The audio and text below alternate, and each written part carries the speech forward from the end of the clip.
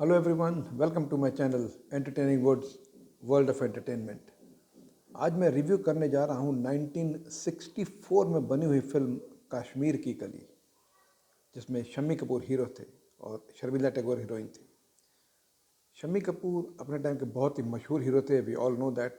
और उनका एक अलग ही करिश्मा था, अलग ही स्वैग था, अलग ही पर्सनैलिटी थी। उनकी फिल्में अलग ही तरह की होती थी, जो हल्की फुल्की comedy, romance, it used to be mixture of everything, और they used to be good entertainers. और कश्मीर की कली भी एक रोमांटिक फिल्म है जिसमें रोमांस और म्यूज़िक भरपूर है, और ये पूरी तरह से एंटरटेन करती है।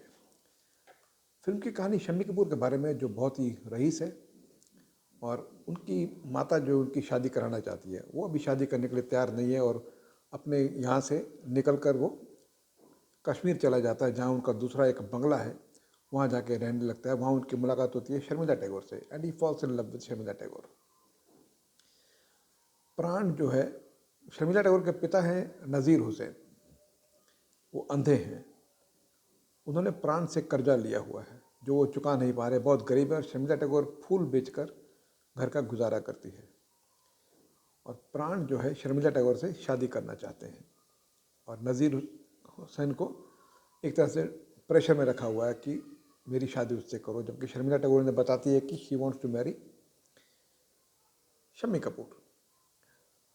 प्राण को किसी तरह से ये आइडिया था कि शर्मिला टैगोर जो है नज़ीर हुसैन की बेटी नहीं है।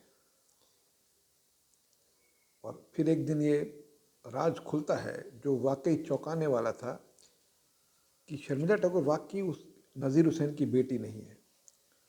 शर्मिला टैगोर एक बहुत ही अमीर औरत की बेटी थी, जिसे नज़ीर हुसैन उनके घर से उठा कर ले आया था जब वो बहुत छोटी थी, और रास्ते में एक्सीडेंट हो गया था नज़ीर हुसैन का, उनकी आंखों की रोशनी चली गई थी, और फिर उसने उस बेटी को पाला। और ये उसकी बेटी है जिसके बेटे शम्मी कपूर हैं। और तब पता चलता है कि शम्मी कपूर उस औरत का असली बेटा है नहीं। उसने शम्मी कपूर को नाज़िर हुसैन से खरीदा था। नाज़िर हुसैन शम्मी कपूर के असली बाप हैं। उनसे खरीदा था उसने, और अपना बेटा बनाकर पाला था। और नज़ीर हुसैन उनकी बेटी, जब पता चलता है कि उनकी बेटी पैदा हो गई है, तो उत्तराधिकारी मिल गया है उसे, उसका बेटा अमीर नहीं बनेगा, तो वो उनकी बेटी को लेकर भाग जाता है, और उसके साथ ये हादसा होता है। तो ये काफ़ी खूबसूरती से बाद में दिखाया गया। अब इसके बाद क्या होगा, शम्मी कपूर को पता चलता है कि वो उस रानी माँ का बेटा नहीं है जहाँ वो रहता है। तो फिर वो उस लड़की की तलाश में निकलता है कि कौन है उसकी बेटी जिसे उठा कर ले गया था। तो किस तरह उसे पता चलता है कि शर्मिला टैगोर वो बेटी है, किस तरह वो उसे उनकी माँ से मिलाता है, और किस तरह उनका मिलाप होता है, किस तरह प्राण को रास्ते से हटाया जाता है। ये सारा मिलाकर फिल्म का टोटल स्टोरी बनती है, और of course it was a happy ending at the end. तो बड़ी ही खूबसूरती से इस स्टोरी को दिखाया गया है स्क्रीन पर। शुरू में करीब 1 घंटा तक हल्की फुल्की कॉमेडी चलती रहती है, रोमांस की बातें चलती रहती है जो आपको बांध कर रखती हैं। फिर सडनली मूवी सीरियस होना शुरू होती है, और आखिरी 1.25 घंटे तक एकदम सीरियस मोड में आ जाती है मूवी, और धीरे धीरे धीरे धीरे करके क्लाइमैक्स की तरफ बढ़ती है, जो आपको फुली एंटरटेन करती है, बांध के भी रखती है, और आपका इंटरेस्ट बना रहता है। इस फिल्म की स्टोरी लिखी थी रंजन बोस और रमेश पंत ने मिलकर। बहुत ही खूबसूरत स्टोरी लिखी है, बहुत ही खूबसूरत स्टोरी लिखी है। हल्के फुल्के मोमेंट्स बहुत है, जितनी भी कॉमेडी है वो आपको बहुत हंसाती है। इस फिल्म में शम्मी कपूर ने भी ज़बरदस्त कॉमेडी की है, और अशोक कुमार और किशोर कुमार के भाई अनूप कुमार हैं, इन उनके भी 2-4 सीन हैं जो बहुत ही अच्छे हैं, और अच्छी कॉमेडी की है उन्होंने। और जितने रोमांटिक सीन लिखे गए हैं वो तो हाईलाइट्स है फिल्म की। ज़बरदस्त रोमांटिक सीन लिखे गए हैं फिल्म के। लास्ट में 2 एक्शन सीक्वेंसेस है, वो भी बड़े अच्छे लगते हैं। Shammi Kapoor was really good in actions also. उनकी अलग ही स्टाइल थी, उनको उनके एक्शन देख के भी कभी कभी हंसी आती है आपको, the way use to hit the villains. तो बहुत ही मज़ेदार स्टोरी स्क्रीन प्ले है जो आपको एंटरटेन करती है। इस फिल्म का सबसे मजबूत पहलू था इस फिल्म का म्यूज़िक। अमेजिंग म्यूज़िक, एक एक गाना इस फिल्म का आपका दिल जीत लेगा। आप वेट करोगे कब ये गाना स्क्रीन पर आए। मैंने 3-4 दिन पहले इस फिल्म को आई थिंक चौथी या पांचवी बार देखा होगा। अमेजिंग, मुझे उतना ही मज़ा आया। गाने जब चल रहे थे स्क्रीन पर, आई वॉज इंजॉइंग। जैसे किसी ना किसी से कभी ना कभी, कहीं ना कहीं दिल लगाना पड़ेगा, सोलो गाना है जो पिक्चराइज किया गया है शम्मी कपूर जी के ऊपर.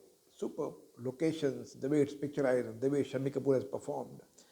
फिर तारीफ करूं क्या उसकी जिसने तुझे बनाया, ये चांद सा रोशन चेहरा, जुल्फों का रंग सुनहरा. वो छोटी सी बोट पर होता है दाल झील पर, दाल लेक पर, जो कश्मीर का है. वो तो सब we all know it's iconic song. और वो जो माहौल क्रिएट किया है शक्ति सामंत ने, जिस तरह पिक्चराइज किया गया उस गाने को, वो माइंड ब्लोइंग है, ज़बरदस्त एकदम. एक सैड सॉन्ग भी है दुनिया उसी की ज़माना उसी का, बहुत ही ज़बरदस्त. एकदम एंड में शम्मी कपूर गाते हैं, बहुत ही ज़बरदस्त गाना है ये, मज़ा आया था देखकर. फिर सुभान अल्लाह हसी चेहरा, ये भी गाना बहुत अच्छा है, आपका दिल जीत लेगा ये गाना. फिर 3 डुएट सॉन्ग्स हैं. ये जो तीन में से 2 डुएट सॉन्ग इतने बेहतरीन हैं.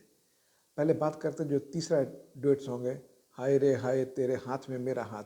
जब सरदार जी बन के शम्मी कपूर भंगड़ा करते हैं शर्मिला टैगोर के साथ, बहुत ही अच्छा, बड़ा चुलबुला सा गाना है, बहुत मज़ा आता है स्क्रीन पर देखकर. और अब जिन 2 गानों की बात करने वाला हूँ, एक है इशारों इशारों में दिल लेने वाले, बताइए हुनर तूने सीखा कहाँ से. ये एक ऐसा माहौल क्रिएट करता है स्क्रीन पर कि आपको एकदम मस्मराइज कर देगा, एकदम आप अलग ही दुनिया में ट्रांसपोर्ट हो जाते हो. वो जो लोकेशन यूज़ किए गए हैं, धुआं सा पीछे दिखाया गया है, and the way Shammi Kapoor has perform that song, of. I remember जब मैंने थिएटर में देखी थी, पब्लिक ऑलमोस्ट पागल हो गई थी सीटियाँ मार मार के उनका स्वैग देख के, जिस तरह से वो एक मफलर के साथ अपनी पगड़ी बांधते हैं.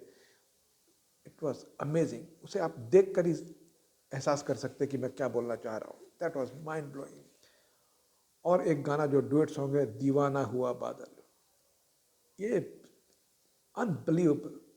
क्या पिक्चराइजेशन है, क्या थॉट प्रोसेस है शक्ति सामंत की. म्यूजिक फिल्म का बैकबोन था. 7 गाने हैं, सातों के सातों बेहतरीन. कई बार ऐसा होता है कि गाने आते हैं आप उकता जाते हैं कि कब ये गाना स्क्रीन पर ख़त्म हो, और यहाँ जब गाने ख़त्म होते हैं आपको लगता है अरे यार ख़त्म हो गया और थोड़ा चलना चाहिए था.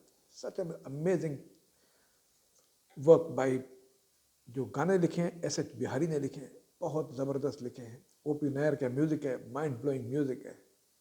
और जिस तरह से शक्ति सामंत ने इसे स्क्रीन पर पेश किया इन गानों को, हेड्स ऑफ टू हिम. बहुत बहुत बहुत बढ़िया काम किया शक्ति सामंत ने as a director to picturise this songs on the screen. अब परफॉर्मेंस की बात करें तो सब ने अच्छा काम किया है. जो छोटे छोटे रोल में लोग हैं, सुंदर है, टुनटुन है, इनका काम भी अच्छा है. लेकिन जो मेन लोग इसमें हैं उनमें है नज़ीर हुसैन, जो अंधे बने, एक्चुअली शम्मी कपूर का पिता है और शर्मिला टैगोर को पालते हैं. उनका काम बहुत ही बेहतरीन है. वो तो बहुत अच्छे अभिनेता थे. उनकी बॉडी लैंग्वेज, उनकी डायलॉग डिलीवरी, उनके जो एक्सप्रेशंस है, उनको जो दुख होता है आप देखें उनके चेहरे पर, यू कैन विजुअलाइज कि वो वाकई दुखी हैं. इतनी अच्छी परफॉर्मेंस दी है नज़ीर हुसैन ने. और फिर आता है नंबर शर्मिला टैगोर का, बहुत ही खूबसूरत लगी है और बहुत अच्छा काम भी किया उन्होंने. उनके फेस एक्सप्रेशन बहुत अच्छे हैं, डायलॉग डिलीवरी अच्छी है, रोमांटिक सीन्स में तो बहुत बेहतरीन लगी है, इमोशनल सीन्स पे भी उन्होंने स्कोर किया है. अब आती है बारी प्राण की. अमेजिंग. वो विलन बने हैं और बहुत ही ज़बरदस्त. वी ऑल नो अपने टाइम पे वो एकदम खूंखार विलन थे और उनको देख कर स्क्रीन पर लगता भी है रुथलेस, खूंखार, और बहुत ज़बरदस्त परफॉर्मेंस दी है प्राण ने. Mind blowing performance. You can always remember his performance. अब बात आती है शम्मी कपूर की, द मेन हीरो की. तो उनके बारे में क्या बोल सकते हैं आप.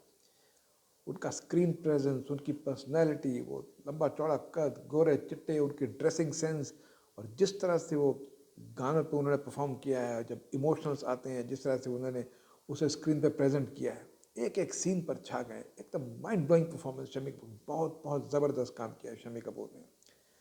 और इस फिल्म के प्रोड्यूसर डायरेक्टर हैं Shakti Samanta, and hats off to him for making this fantastic movie, जो आज भी एवरग्रीन है. 1964 की फिल्म है ये, 60 साल हो गए, लेकिन आज भी अगर आप देखें तो आपको एंटरटेन करेगी, फुल एंटरटेन करेगी. That's a guarantee. यूट्यूब पर अवेलेबल है, अगर आपने नहीं देखी है तो ज़रूर देखें. You will be thoroughly entertained. Thank you very much for watching this video and have a great day.